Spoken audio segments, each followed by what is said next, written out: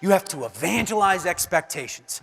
And you know what? You might be sitting there thinking, well, that's kind of a pretty simple end of the line rule, tip to come up with, talk about expectations. Of course we do. Let me tell you something. I think it's one of the most overlooked elements in every culture that I work with. The ability to not only communicate expectations, but to evangelize them in such a way that they evoke maximum performance out of people. Again, people are dying inside for someone to raise the bar on them, to actually hold them to some high expectations. Now, someone made a comment, I don't remember who it was, about the idea of you come back from an event like this and you're all excited and you're bouncing off the wall. Was that you? You come back and you're all fired up, and you're like, all right, gang, we're going to change the world. We're going to raise the bar. And your people are looking at you like, oh my gosh, here he goes again. Just came back from another conference. Give him 3 or 4 days and he'll totally peter out on it. And I know that's what you're thinking. If I go back and I'm like all high on this. So what if you go back and you say to your people, you know what, gang?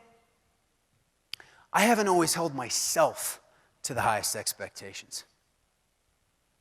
But you know what? It changes today. And I want your help to hold me accountable to raise the bar.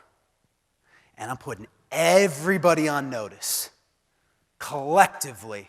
If we are going to create a culture that rocks, we've got to raise the expectations for all of us, right? Mediocrity doesn't stand around here. We're going to set the expectations. We're going to measure the expectations. And you know what? I don't care what generation they are. They're 22 or 62. If you show up and go through the motions and you can't meet these expectations, there's the door. Hey, this isn't the right place for you. And you want to know the truth? That starts in the interview process for you moving forward. Do you know what we do? We sugarcoat the reality of a lot of these jobs. People come in, and we don't talk about how crappy they really are. We don't talk about how boring they really are. And then people come in, and they get into it. People say, they're not loyal, they leave. They leave because many times they're bored out of their mind. They're pulling a lever all day long. And we didn't tell them that in the beginning.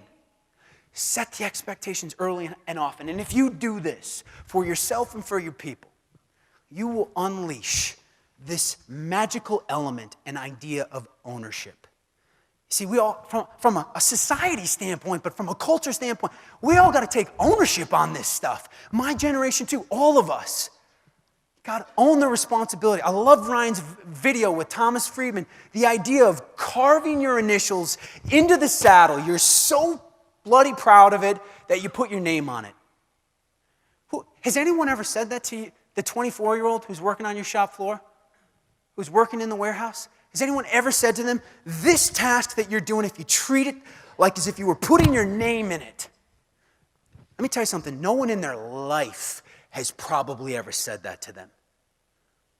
And if you do, as we're going to see in this closing commercial, it's unbelievable the magic that we tap into when we show up in our lives, and whether it is with our family, our jobs, our life, what happens when we actually own it